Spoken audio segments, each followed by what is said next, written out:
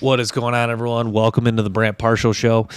So I wanted to talk NFL draft some more, starting with some of the top linebackers for the 2024 NFL draft, starting with a guy I really like. It's Tommy Eichenberg, the linebacker from Ohio State. Eichenberg is just as tough as they come. It's a guy that played with 2 broken thumbs this year. Eichenberg is he attacks downhill. He's got relentless pursuit. He's an excellent tackler. He's played high-level football the past couple seasons for Ohio State. So, yeah, Tommy Eichenberg certainly is a guy it's worthy of one of the top linebackers, and I think he's going to be no lower than a top 3 overall linebacker at his position. Some other linebacker, Barrett Carter from Clemson. Barrett Carter, really good linebacker in his own right. Clemson uses him kind of in a different way. They use him to cover slot receivers. He plays a lot of zone coverage. He's very strong. He's got a really lean, muscular build.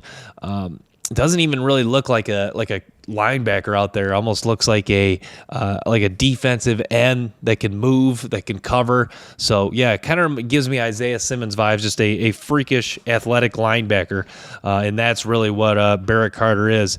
That says a lot about his skill set of what they ask him to do. We'll talk offensive line, interior offensive line. I really like Cedric Van Pran, the center for Georgia. Now, I'm not sure if he's going to play center next year. They might move him to guard, but Van Pran is certainly one of the top interior offensive linemen in this draft. He moves really well for a guy that big. He's got a good anchor. He's a guy that can block in the second level, can stay in front of linebackers. So, yeah, Van Pran, an excellent player for Georgia. Like his game a lot. He's a guy that he moves really well. Good side to side movement. Is another strong offensive lineman for the Georgia Bulldogs. He was critical in the success of their run game and in their passing game. So yeah, Cedric Van Pran, a guy I like. Colby Foster from Texas A&M was hurt played just 4 games this year, but he's another guy, another center from A&M, might play some guard this year. A guy that he plays fast and he moves pretty well. He's got a really solid anchor. Not the best athlete overall. I wouldn't say he's like a really good athlete. He's a solid athlete. Is aware of blitzes and stunts when he can recognize them quickly. But yeah, I mean his game is it's more just when he can get in front of you and get in front of the guy, he can block him, but it's not a guy you're going to ask to consistently want to block in space, or a guy that you're going to ask to sustain blocks on the move consistently.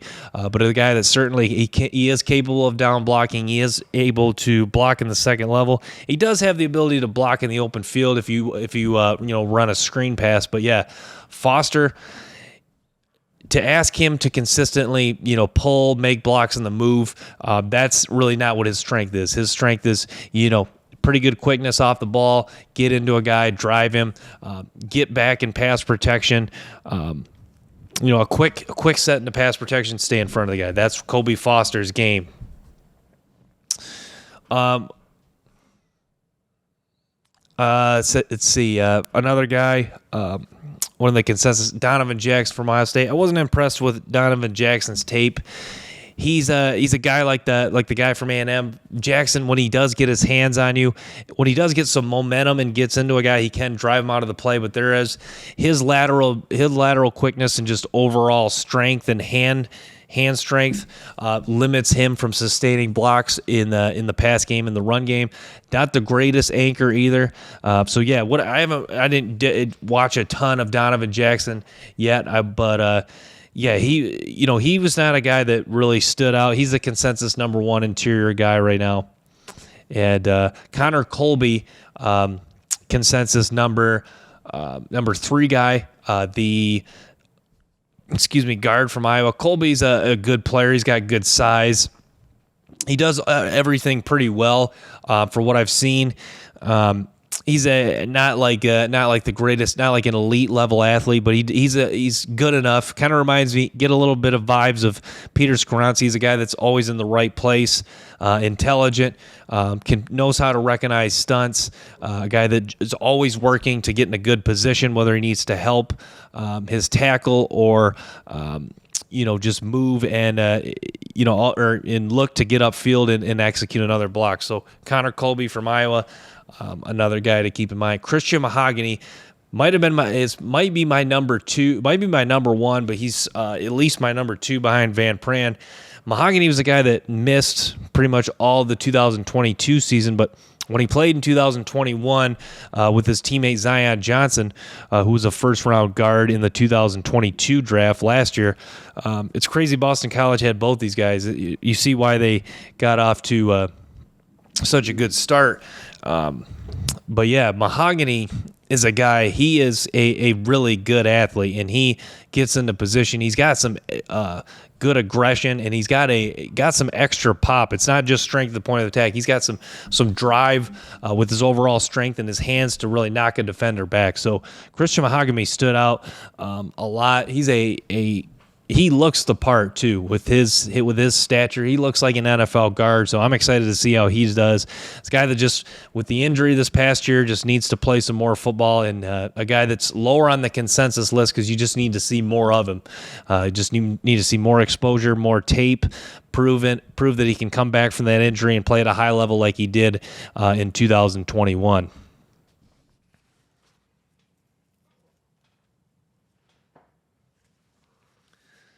So let's talk some edge rushers. I kind of went back and forth. I think Jared Verse probably is my number one edge rusher. Now I had Braylon Trice, but now that I've dove into Jared Verse's tape a little deeper, Jared Verse is an animal, and he is so impressive at the point of attack, and he's a guy that's so strong in his overall strength that he can just get a hands on a guy and rip him off him from basically a standstill without any sort of momentum. I mean, you see some quickness to power. The speed to power is legit. It's really good.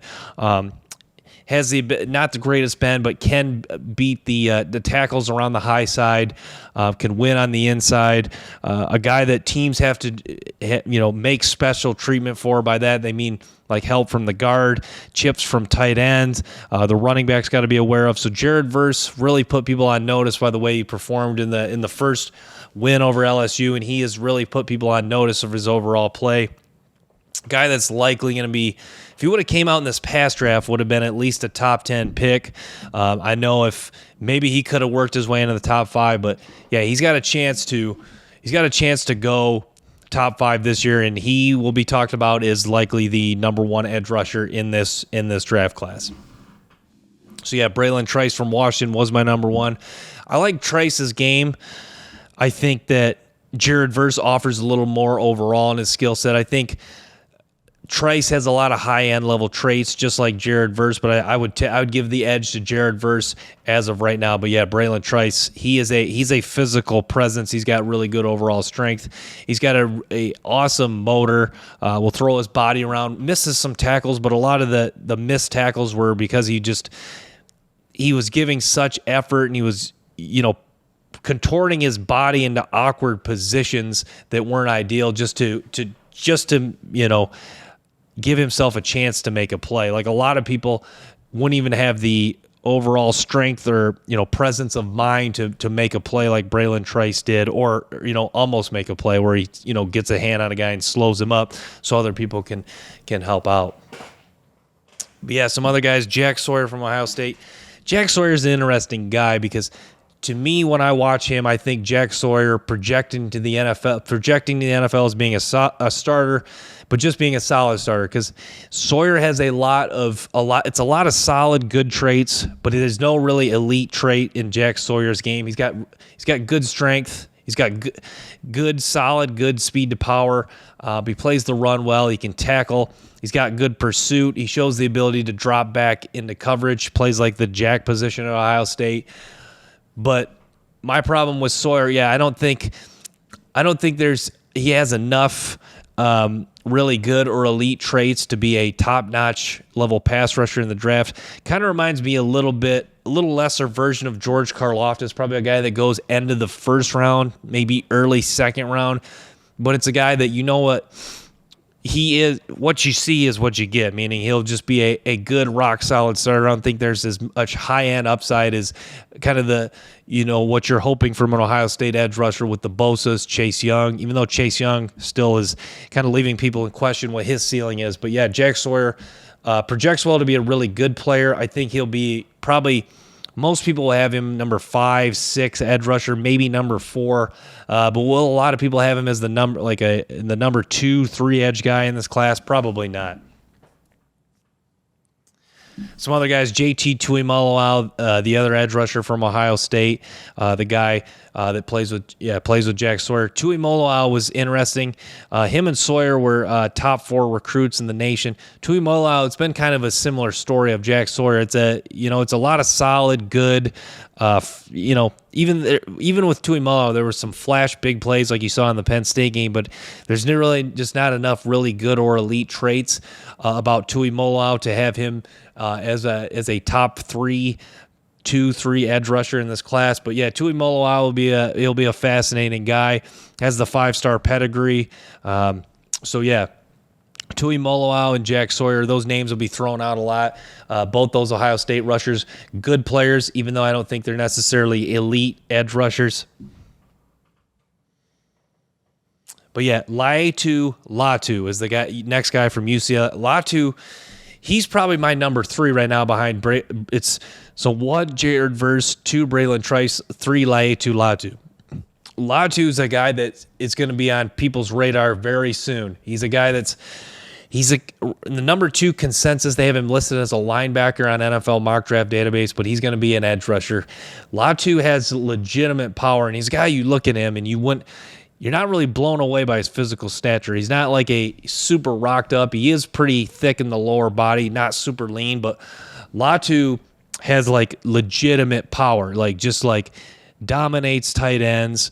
The speed to power is legit. He's actually got bend, surprisingly really good bend. You'd look at him and think he could bend like that. He does everything that makes you go, wow, this guy he's pretty good. Because there's some guys that when you play sports, like you're playing pickup basketball against a guy, sometimes you look at him, you try to size people up just based on Latu's kind of that guy. You're like, maybe he's okay. And then you watch some plays and you're like, wow, this guy can play. And he's an excellent tackler. He's physical. Throw his body around. So yeah, I'm a huge fan of Laiatu Latu. So yeah, just wanted to touch on that. So yeah, the offensive tackle group. I really like this offensive tackle group. Jordan Morgan's a really good player out of Arizona. Morgan's a guy that moves really well, was first team all Pac-12 this year. He's a guy that's a really good pass blocker and run blocker, can sustain run blocks. He's got a pretty solid anchor. I like that he moves side to side really well, can stay in front of guys. So yeah, Jordan Morgan's another guy from Arizona to keep on your radar. Joe Alt from Notre Dame. Joe Alt is a physical presence. He is dominant when he's double teaming. Like double team blocks, you see him move guys just clear way out of the play into the ground. Joe Alt has legitimate, very good play strength, and he looks the part. He's got size. He's thick body, well built. He's tall.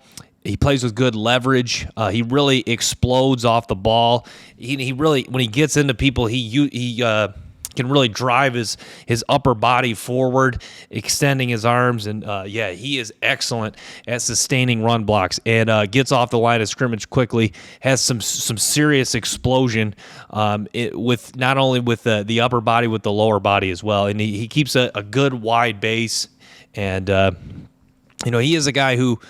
There is going to be times where, because he has like a forward lean when he's engaging with his strength, where the defender is going to kind of be able to, since he's forward, he's not going to have as much power. The defender is going to be able to kind of move him off a little bit. But yeah, Joe Alt, the consensus number 2 tackle for next year's draft. But yeah, he's a player that I really like.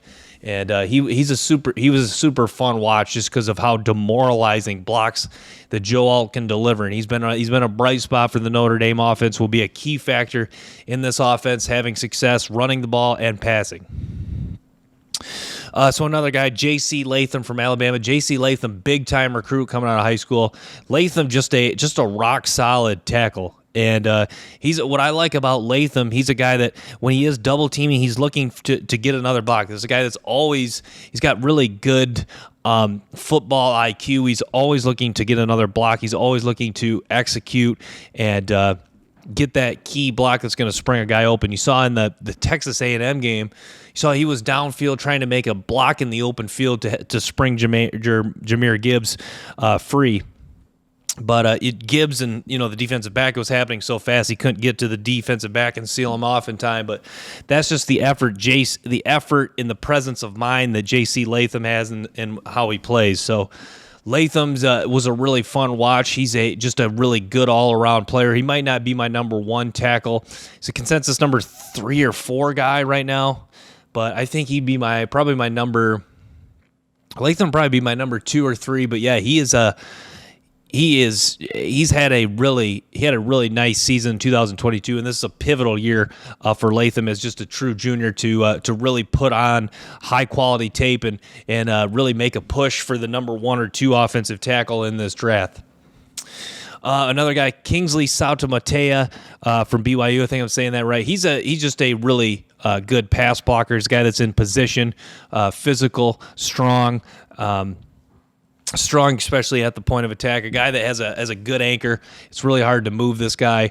And he's a consensus. He's consensus 4 or 5. I'm trying to remember exactly. The number 1 guy, Olu Fashanu. Fashanu, there's a lot of hype around him. Fashanu seems to be the consensus number 1 by just about everyone. It's him and Joe Alt. Some people have Joe Alt, but yeah, Fashanu. He gets into his set so quickly. That's what really stands out about Fashanu. The thing that concerns me, his anchor is just like solid to good. It's not like anything great. He is a guy that it was built to stop speed rushers. This is a guy that, with his quickness off the ball and his hand strength and ability to in the lateral movement to mirror pass rushers, he was a guy that was built to stop speed rushers. So guys with legitimate power or speed to power might be a struggle for him. But yeah, this is a guy that can react to inside counters, can react to legitimate speed rushers. That's what Olu Fashanu was put on this earth to do, and he is a specimen. Looks the part. He's got a big, strong build and fairly lean too for a guy that big. So yeah, he's gonna get a lot of hype as the draft, as we get closer to the season next year and next year's draft. He's going to be penciled in by a lot of people as the number 1 guy, but you will probably by some be the number 2 guy. So yeah, Fashanu from Penn State is certainly a name to know for next year's draft. You'll be talking about him as likely a top 5, top 10 pick, along with Joe Alt too. So I got to touch on guard Cooper Beebe from Kansas State. Beebe they have him on the scouting report listed to play guard this year. He's a guy that's played left guard for Kansas State. I think he's a guy that does have the capability to play tackle, but just an excellent run blocker. He's got a really good anchor. No one pushes him back. He's very competitive. Beebe, he is a guy that he can drive you out of the play. He has that ability. A guy that can block on the move. He's a good zone blocker, good man blocker, a guy that can pull and be. Kansas State used him a lot of times as a lead blocker. And he's a guy that's got a wide, thick build. Just looks like he was meant to play guard in the National Football League. Reminds me a lot. I get Quentin Nelson vibes watching Cooper Beebe play. So a lot like Quentin Nelson. Not saying he's going to be that good, but just a guy that just such a wide, thick build. A guy that moves like that and is that strong with a wide, thick build. Usually a good combination to have success at the guard position in the National Football League. So that's what stands out to me about Cooper Beebe. Some other guys, Graham Barton from Duke. I love his competitiveness. This is a guy that Barton may climb a little bit, but I don't think it'll be hard for him to crack like the top 5, top 6 offensive tackles. I think this is a guy that's going to be a starter in the NFL for a long time, but he just doesn't, all his key critical traits, none of them are not a lot of them are really, most of them are just up to par or a little less than some of the top guys like Latham, Alt, Sautamatea, and Fashanu. He's just a really rock solid, good player, competes, even with some guys with some power he went against, his anchor is pretty good, and Yeah, he's a guy that can drive you out of the play on run block, can sustain run blocks. Does struggle with quicker edge rushers who have a quickness to power, who have a legit quick inside move. That's where Barton struggles a little bit. But yeah, Graham Barton, really nice player from Duke. He's played left tackle for him, and I assume he will be their starting left tackle this year. I don't think, usually the end goal is to get a guy to left tackle if he's a really top level pass blocker. So I assume he's going to play left tackle. Some other guys, Armarius Mims from Georgia. Mims was primarily their backup there this year. He's gonna get the green light as their starting right tackle. He's another guy to keep in mind. Christian Mahogany, I mentioned him from Boston College. He's just a really good player. I mentioned him earlier. I just wanted to talk about him again. He really looks the part too. He looks like he was meant. He almost looks like he could play tackle. He's got some height to him. He's got some length. He's very strong. He can sustain run blocks. He's got some explosion. Got a little bit extra aggression to him in a good way. So yeah, he's a guy I really like. So I like this offensive line group. It's a pretty strong tackle group. The interior group, I'll have some question marks, like I touched on earlier. Cedric Van Pran, I like the guy from Texas A&M. Connor Colby from Iowa, I think, projects as a solid starter. So yeah, it's a good offensive line group, I would say overall. So I forgot to talk about a linebacker, Small Munden. From Georgia. Munden is just competitive as heck, and Georgia likes to blitz him. He's an effective blitzer. He is a guy who he takes on blocks pretty well. You see, he really can knock back running blocks, but when he takes on big offensive linemen, just because he's a little smaller, he doesn't get off them as well as you want. But this is a guy that can shoot gaps, throw his body around, can cover man-to-man, can cover in zone. You got a fluid back pedal, fluid hip. So, yeah, Small Munden, just a good all-around aggressive linebacker for Georgia, even though he's a little undersized. His teammate, too, will be in the mix of one of the top linebackers, too, Jamon Dumas-Johnson. Dumas-Johnson, though, I don't think it has as high as upside for the National Football League. I think he's just a rock-solid middle linebacker for Georgia, a guy that's kind of like their quarterback of the defense. But, yeah, I like Dumas-Johnson. And then Deshaun Pace is another guy from Cincinnati, kind of the brother of Ivan Pace, and he's like more of like a strong safety linebacker hybrid.